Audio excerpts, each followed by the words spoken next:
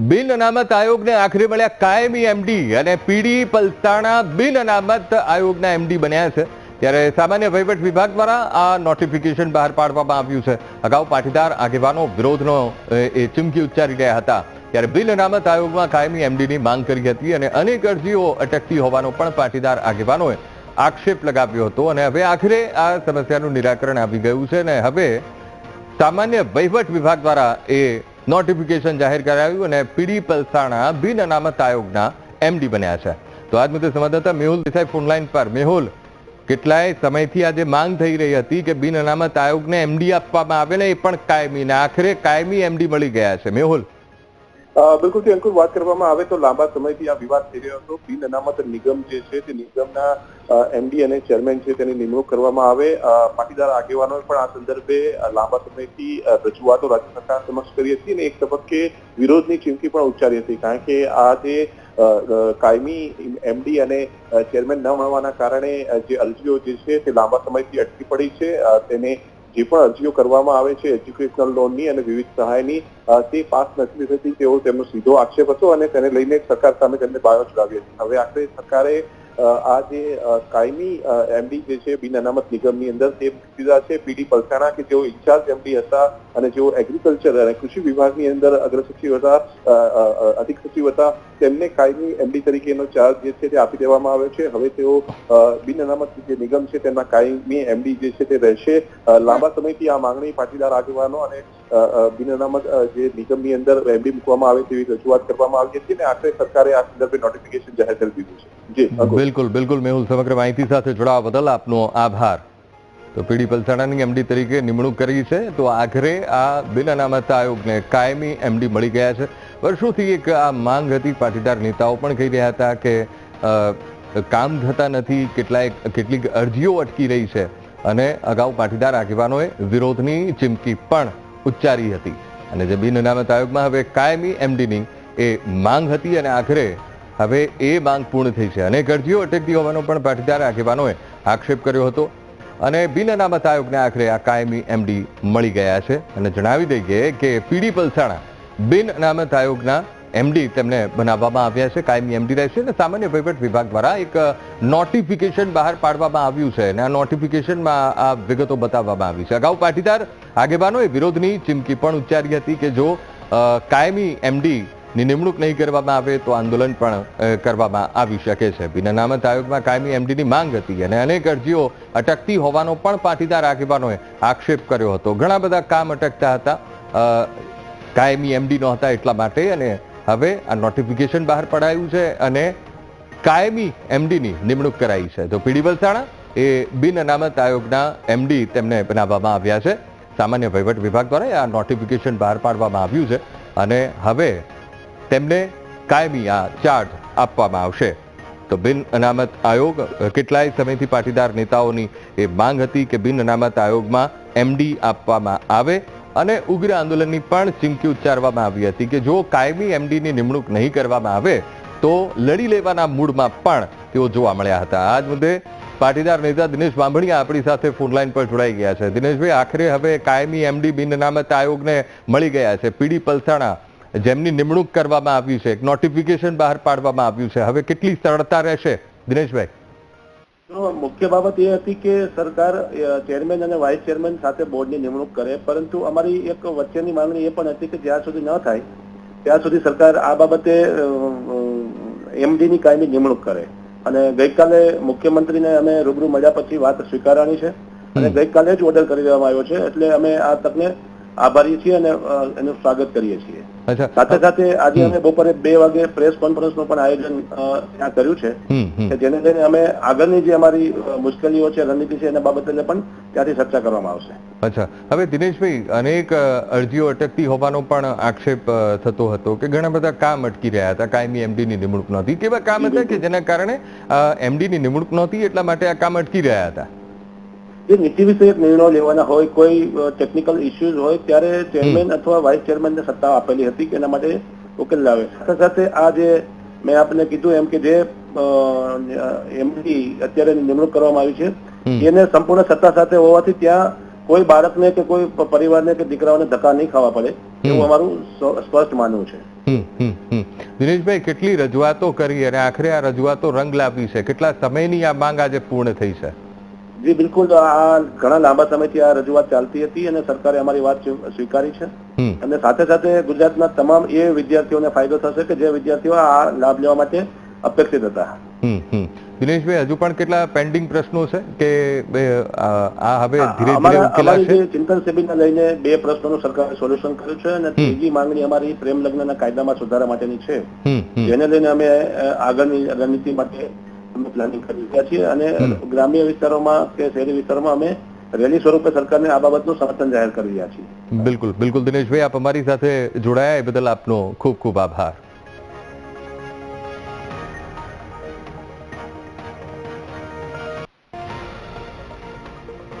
ત્રણ વર્ષ પહેલા યુએસ બોર્ડર પાસે થીજીને મૃત્યુ પામનાર ડિંગુજા પરિવારનો આરોપી પકડાઈ ગયો છે.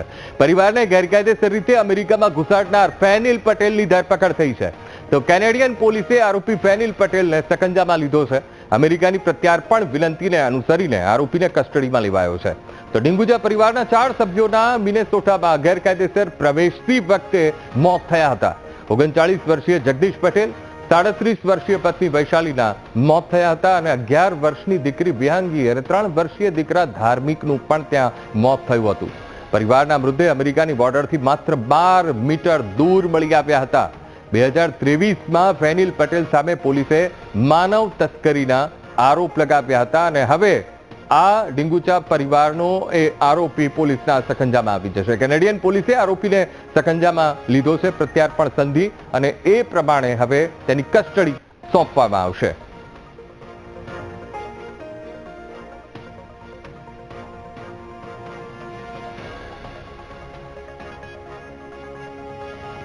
તો પરિવારને ગેરકાયદેસર રીતે અમેરિકામાં ઘુસાડનાર આ ફેનિલ પટેલ આખરે હવે કાયદાના સકંજામાં આવી ગયો છે. કેનેડિયન પોલીસે આરોપી ફેનિલ પટેલને સકંજામાં લીધો છે, ત્યારે અમેરિકાની પ્રત્યાર્પણ વિનંતીને અનુસરવામાં આવી છે અને આરોપીને કસ્ટડીમાં લેવામાં આવ્યો છે. હવે પૂછપરછ કરવામાં આવશે અને કાયદેસરની કાર્યવાહી પણ થશે. ડિંગુચા પરિવારના 4 સભ્યોના મિનેસોટામાં એ પ્રવેશતી વખતે મોત થયા હતા. 39 વર્ષીય જગદીશ પટેલ, 37 વર્ષીય પત્ની વૈશાલી અને સાથોસાથ 11 વર્ષની દીકરી વિહાંગી અને 3 વર્ષીય દીકરા ધાર્મિકનું મોત થયું હતું અને પરિવારના મૃતદેહ અમેરિકાની બોર્ડરથી માત્ર ને માત્ર 12 મીટર દૂરથી મળી આવ્યા હતા.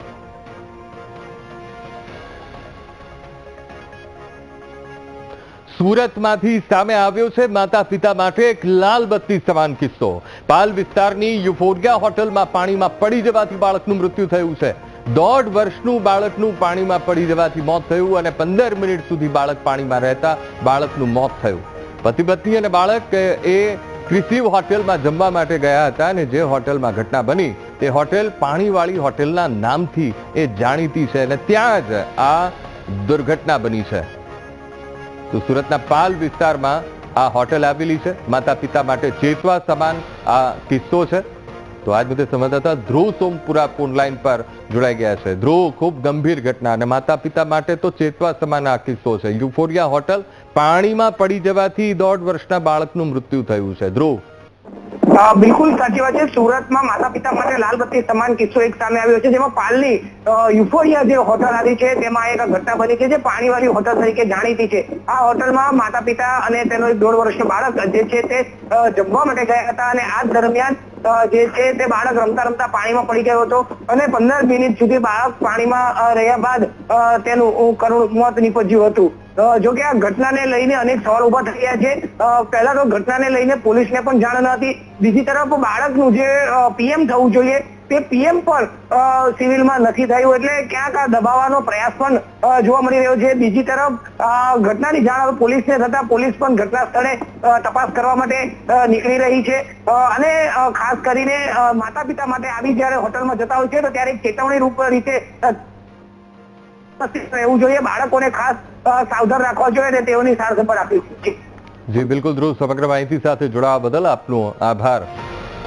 તો ક્રિસીવ હોટેલમાં માતા પિતા જમવા ગયા હતા અને ત્યાં આ ઘટના બની પાલ વિસ્તારની યુફોરિયા હોટલ, જ્યાં પાણીમાં પડી જવાથી બાળકનું મોત થયું છે.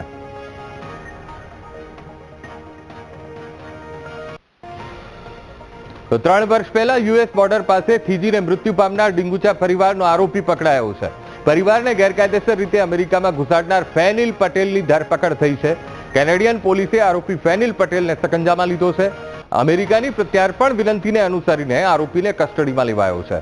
તો ડીંગુચા પરિવારના 4 સભ્યોના મિનેસોટામાં ગેરકાયદે પ્રવેશતી વખતે મોત થયા હતા અને 39 વર્ષીય જગદીશ પટેલ 37 વર્ષીય પત્ની વૈશાલીના મોત થયા હતા. જીવ ગુમાવ્યો હતો અને સાથે સાથે તેમના સંતાનો એટલે કે 11 વર્ષની દીકરી અને 3 વર્ષીય દીકરાનું પણ મોત થયું હતું.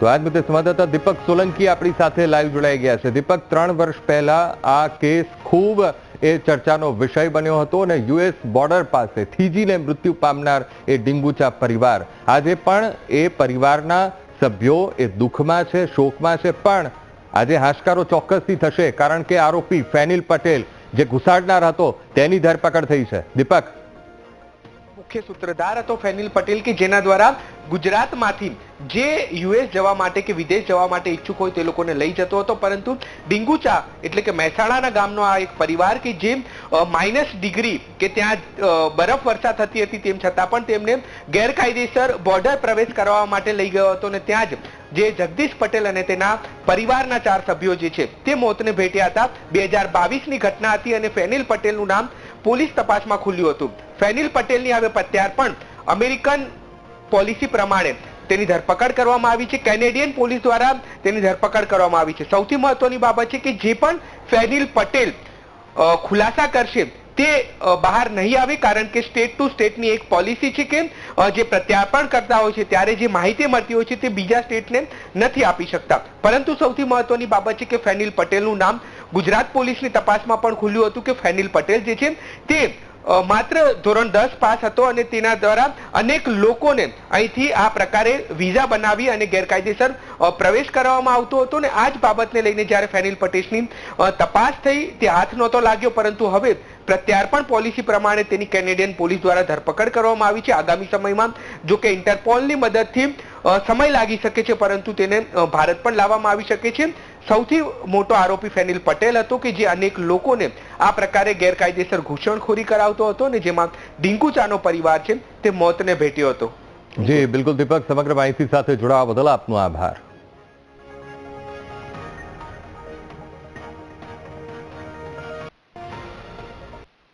Welcome back.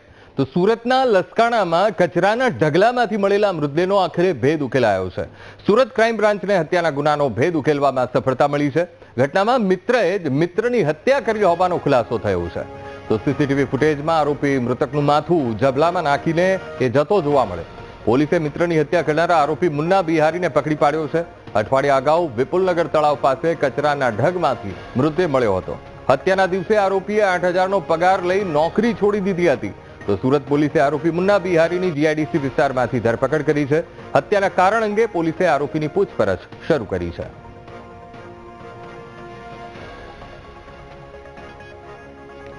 તો કેટલાક દિવસ પહેલા લસકાણામાંથી કચરાના ઢગલામાંથી એક મૃતદેહ મળી આવ્યો હતો અને એક મૃતકનું માથું લઈને જતો આરોપી દેખાયો છે. આરોપી હવે પોલીસના સકંજામાં આવી ગયો છે. હત્યાના કારણ અંગે પોલીસે આરોપીની પૂછપરછ હવે શરૂ કરી છે.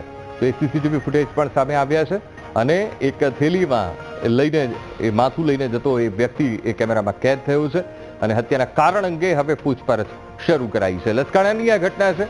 કચરાના ઢગલામાંથી મૃતદેહ મળ્યો હતો અને આ મૃતદેહનો આખરે ભેદ ઉકેલાયો છે. હત્યા કરવામાં આવી હતી. સુરત ક્રાઇમ બ્રાન્ચને હત્યાના ગુનાનો ભેદ ઉકેલવામાં મહત્વપૂર્ણ સફળતા મળી છે. હવે મામલો એ છે કે ઘટનામાં મિત્રએ જ મિત્રની હત્યા કરી નાખી છે અને એ ખુલાસો થયો છે. તો સીસીટીવી ફૂટેજ સામે આવ્યા છે અને આરોપી મૃતકનું માથું જબલામાં નાખીને જતો જોવા મળ્યો. પોલીસે મિત્રની હત્યા કરનાર આરોપી મુન્ના બિહારીને પકડી પાડ્યો છે. અઠવાડિયા અગાઉ વિપુલનગર તળાવ પાસે કચરાના ઢગલામાંથી મૃતદેહ મળ્યો હતો અને હત્યાના દિવસે આરોપીએ 8,000નો પગાર લઈ નોકરી છોડી દીધી હતી. સુરત પોલીસે આરોપી મુન્ના બિહારીની જીઆઈડીસી વિસ્તારમાંથી ધરપકડ કરી છે. હત્યાના કારણ અંગે પોલીસે આરોપીની પૂછપરછ શરૂ કરી છે. કારણ સામે આવશે હવે કે કયા કારણોસર એ મિત્રએ મિત્રની હત્યા કરી નાખી.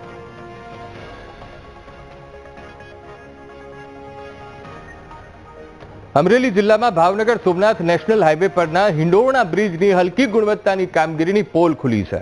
તો બ્રિજ બન્યાના માત્ર એક જ વર્ષમાં લોખંડના સળિયા બહાર દેખાતા સવાલો ઉઠ્યા છે. રાજુલા અને જાફરાબાદમાંથી પસાર થતા હાઈવે પરના હિંડોરણા બ્રિજ વરસાદમાં ધોવાઈ જતા સળિયા દેખાવા લાગ્યા છે. એક જ વર્ષમાં બ્રિજ પર ખાડા પડી જવાને લીધે કોન્ટ્રાક્ટર અને એજન્સી સામે વાહન ચાલકોએ ભ્રષ્ટાચારના આક્ષેપ લગાવ્યા છે. તો જર્જરિત બ્રિજને લીધે અકસ્માતની પણ ઘટનાઓમાં વધારો થયો છે. બ્રિજના પિલરમાંથી પણ પોપડા પડતા રાહદારીઓને ભારે હાલાકી પડી રહી છે. અગાઉ પણ બ્રિજ પર ગાબડા પડતા તંત્રએ થીગડા મારી સંતોષ માન્યો હતો. સ્થાનિકોએ ભ્રષ્ટાચારી એજન્સીઓ અને કોન્ટ્રાક્ટરોને બ્લેકલિસ્ટ કરવાની માંગ કરી છે. રોડ નેશનલ હાઈવે છે, 3 જિલ્લાને જોડતો આ રસ્તો છે અને આ અત્યારે પહેલી વખત જે સળિયા દેખાણા અને ગાબડા પડ્યા નથી. અત્યારે આની અવારનવાર આની પહેલા પણ 4-5 વખત આવી જગ્યાએ ગાબડા વળી ગયા છે અને આ ગાબડાના કારણે લાંબુ મોટું 2-3 કિલોમીટરના ટ્રાફિક પણ થતા હતા, અકસ્માત પણ સર્જાય છે, લોકો પડે પણ છે અને એના હિસાબે આ લોકોને બહુ મોટી હાલાકી થાય છે. આ વિષય ઉપર હજી સરકાર, મને એવું લાગે છે કે આની પહેલા જે અવારનવાર જે પુલની પહેલા જે ઘટના બની હતી એવા જ ઘટનાની હજી સરકાર રાહ જોઈ છે કે અહીંયા હજી મોટી એવી દુર્ઘટના થાય, લોકોનો જીવ જાય અને પછી આ લોકો તંત્ર એનું કામ કરશે. રોડ હજી હમણાં જ બને છે અને આમાં સળિયા નીકળી ગયા છે, રોડમાં છેક સુધી તિરાડ પડી ગઈ છે અને કામ કાંઈ બરોબર થયું નથી ને ટાયર ને એવું બધું ફાટી જાય અને ટ્રાફિક પણ બહુ થઈ જાય છે આ રોડ ઉપર. હિંડોળા પુલ ઉપરથી અહીંયા આગળ હોટલ છે ત્યાં સુધીમાં એટલામાં તો બહુ એક્સિડન્ટ થાય છે ને તંત્ર કાંઈ જોવે આની વિશે. અને આ નેશનલ હાઈવે ઉપર ઠેક ઠેકાણા આવા સળિયા નીકળી ગયા છે, ઓવરબ્રિજ ઉપર જાય છે, જમ્પિંગ વધારે લે છે અને સ્પીડ બ્રેક ઠેક ઠેકાણે છે અને આ પુલનું કામ થોડુંક નબળું છે. સળિયા નીકળી જાય, રાતના અવારનવાર પંચર પડે છે, ટાયર ફાટી જાય છે, એવો પ્રોબ્લેમ આવે છે અને અકસ્માત બહુ થાય છે આ ગોળાઈઓમાં. અમરેલી જિલ્લાનો નેશનલ હાઈવે છે, ભાવનગર સોમનાથ નેશનલ હાઈવે ઉપર આજે રાજુલાના હિંડોળા નજીક છે, સળિયા દેખાઈ રહ્યા છે. ભ્રષ્ટાચારની આ રોડ રસ્તા પર બહુ આવી રહી છે. ભ્રષ્ટાચારને કારણે આ રોડ છે એ આ સિઝનમાં બીજી વખત તૂટવા પામ્યો છે. આ હાઈવે, આ નેશનલ હાઈવે છે સોમનાથ જતો, અહીંથી દીવ, પોરબંદર, સોમનાથ સુધીનો આ કનેક્ટિવિટી વાળો આ રોડ છે. અહીંના જે ભીલોડા નજીકના બ્રિજ પર મોટા ગાબડા પડ્યા છે. ગાબડા પડી જતા અહીં જે સળિયા છે એ બહાર આવી જતા લોકોને પારવાર મુશ્કેલીનો સામનો કરવો પડી છે. લોકોના સતત ટાયર પાડી રહ્યા છે, વાહનોમાં ખાસ કરીને નુકસાની આવી રહી છે. ત્યારે આ ભ્રષ્ટાચારનો ભોરિંગ આ પુલમાં હોય એવું લાગી રહ્યું છે. લોટ પાણી અને લાકડા હોય એવું આ કામમાં દર્શાવી રહ્યું છે. આ જે પુલ છે હિંડોળાનો, આપણે જોઈ શકીએ છીએ કે આ પુલના આ જે ગાબડા છે, ભ્રષ્ટાચારનો ભોરિંગ સાવ આભરી ગયો છે. લોકો સતત માંગ કરી રહ્યા છે કે આ જે પુલ છે, અહીં ગાબડા છે, આ પુલનું કાર્ય વ્યવસ્થિત કરવામાં આવે. ત્યારે હાલ આજે સળિયા દેખાઈ રહ્યા છે એને તાકીદે આજે છે એનું કામ પૂર્ણ કરવામાં આવે. Dilip Jiruka, VTV news, Amreli.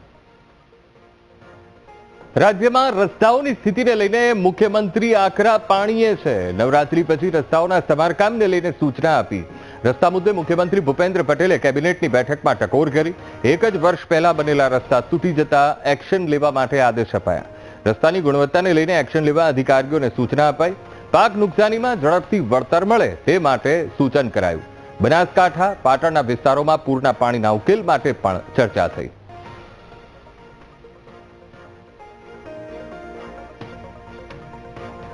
તો આજ મુદ્દે સંવાદદાતા મેહુલ દેસાઈ ફોનલાઈન પર. મેહુલ, રાજ્યમાં રસ્તાઓની ખસ્તા હાલત છે અને તેને જ લઈને મુખ્યમંત્રી આકરા પાણીએ શું ટકોર કરાઈ? મેહુલ. બિલકુલ અંકુર, રાજ્ય કેબિનેટની બેઠકની અંદર સમીક્ષા કરવામાં આવી. આ તમામ જે રાજ્યની અંદર જે ખરાબ રોડ રસ્તા જે થયા છે તેની અંદર મુખ્યમંત્રીએ ટકોર પણ કરી છે કે છેલ્લા એક વર્ષની અંદર જે રસ્તાઓ બન્યા હોય તે રસ્તાઓની અંદર જો આવી સ્થિતિ થઈ હોય તો જે કોન્ટ્રાક્ટર છે તેની સામે પણ પગલાં ભરવામાં આવે અને ખાસ આવા જે રસ્તાઓ જે છે કે જે ખરાબ થયા હોય છેલ્લા સમયની અંદર તો આ જે ખરાબ રસ્તાઓને રિસર્ફેસ કરવા માટેની સૂચના પણ આપવામાં આવી છે. ખાસ નવરાત્રીનો સમય છે, તહેવારોનો સમય છે અને આ તહેવારોના સમય બાદ રસ્તા રિસર્ફેસ કરવા માટેની સૂચના જે છે તે મુખ્યમંત્રી કક્ષાએ આપવામાં આવી છે. કેબિનેટ બેઠકની અંદર આ સિવાય રાજ્યમાં જે ભારે વરસાદ પ્રભાવિત વિસ્તારો છે તેની પણ સમીક્ષા કરવામાં આવી અને આ વરસાદ પ્રભાવિત વિસ્તારોમાં જ્યાં વળતર આપવાની જરૂર છે તેને વળતરના સંદર્ભે રિપોર્ટ આવી જાય, સમીક્ષા પૂર્ણ થાય ત્યારબાદ તેને કોને કેટલું વળતર ચૂકવવાનું છે તે ઝડપી કાર્ય પૂર્ણ કરવામાં આવે તેની પણ સૂચના આપવામાં આવી છે. અને સાથે જ બનાસકાંઠા, કચ્છ, પાટણની અંદર જે ભારે વરસાદ થયો છે તે બાદ જે પાણી જળભરાવ થયો છે ત્યાં વિસ્તારની અંદર, ત્યાં ગ્રામ્ય વિસ્તારોની અંદર તો તેનો કાયમી નિકાલ કઈ રીતે કરી શકાય છે તેના માટે પણ સૂચના આપવામાં આવી છે. આ કાયમી નિકાલ જે છે તે જરૂરી છે અને જે જળભરાવની સ્થિતિના સંદર્ભમાં જરૂર પડે તો એક રિપોર્ટ બનાવવા અથવા એક પ્લાન બનાવવા માટે સૂચના આપવામાં આવી છે. જી મેહુલ, સમગ્ર માહિતી સાથે જોડાવા બદલ આપનો આભાર. બનાસકાંઠાના સરહદી વિસ્તારોમાં ભારે વરસાદને લીધે મોટું નુકસાન જોવા મળ્યું છે. વાવ, સુઈગામ, થરાદના અનેક ગામડાઓ હજુ પણ પાણીમાં ગરકાવ છે. ખેડૂતોના ખેતરોમાં પણ પાણી ભરેલા રહેતા ચોમાસુ સિઝનમાં વાવેલો પાક નષ્ટ થઈ ગયો છે. તો થરાદ તાલુકાના ડોડ ગામમાં ખેતરોમાં પાણી ભરેલા રહેતા દિવેલા, મગફળી, જુવાર, બાજરી, મગ સહિતના પાક નિષ્ફળ થયા છે. વરસાદ બંધ થયાના એક અઠવાડિયું વીતી ગયું હોવા છતાં પાણી ભરાયેલા રહ્યા. ખેતરમાંથી પાણી ન ઓસરતા ખેડૂતોને શિયાળુ વાવેતરમાં પણ મોડું થઈ શકે છે, જેને લીધે ખેડૂતોને બમણું નુકસાન થવાની શક્યતાઓ છે. ખેડૂતોએ સર્વે કરી યોગ્ય વળતર આપવા સરકારને રજૂઆત કરી છે. તો હાથે હાથ ધોનવાયા તો એરંડા હતા, મગફળી હતી, જુવાર હતી, બાજરી હતી, બસ પણ બધું ધોન રૂપમાં ફેલ ગયું છે. અત્યારે તો કોને ઢોરોને ઘાસ નાખવું ને એ ચોથી લાવી નાખવું ને એની અમને અત્યારે તો એનું દુઃખ છે ખૂબ. પાણી 80% પાણી ભરેલું પડ્યું છે ખેતરોમાં. સાહેબ આવે તો કોઈ સાહેબ કોણ હાલે છે? સાહેબ તો અમારે તો પાણી કાઢે ને તો અમારે તો સહાય ને બધું મળ્યું છે. અમારે કોણ પેલું પાણીમાંથી કાઢે ને પાણીનો નિકાલ થાય ને એ જ અમારે જરૂરિયાત છે. ખૂબ મગફળી પાક હતો, ખૂબ નિષ્ફળ ગયો હાવ. અને જે અમે લુગડા અમે રહેતા હતા ખેતરમાં અમારા રહીતરો બધો ભરાઈ ગયો પાણીનો. અને અમે તો ખૂબ સાહેબ દેશી છે નેટ ને પાણીમાંથી કોઈ આડોશી પાડોશી ડવકા પાડીને હા ના આગા પાછું કરીને મને ત્રણે બારોટા ગાઢ્યા. દોઢગોમ ડૂબમાં છે આખું પાણી સાહેબ દોઢગોડમાં ભરાઈ ગયું છે ખૂબ. વાવવામાં મગફળી વાવી હતી અને બધું અડદ છે, કોઈ ઝાર છે, બાજરી છે, પાક તો બધો એરંડા ખૂબ હતો પણ બધું સાહેબ ડૂબમાં છે. હવે તો હાલ તો અમે નેટ એક નેકળીને બારે આવ્યા હા સાહેબ. આજે 2025 ની અંદર જે પૂર આવ્યું એ પૂરની અંદર અમારું ડોડ ગામ 100% આખો પાક બધો નિષ્ફળ થઈ ગયો છે. અમારા જે ખેડૂતોએ જે વાવેલા હતા એરંડા, મગફળી વાવેલી હતી, બાજરી વાવેલી હતી, જુવાર વાવેલી હતી, 100% નિષ્ફળ થઈ ગયું છે.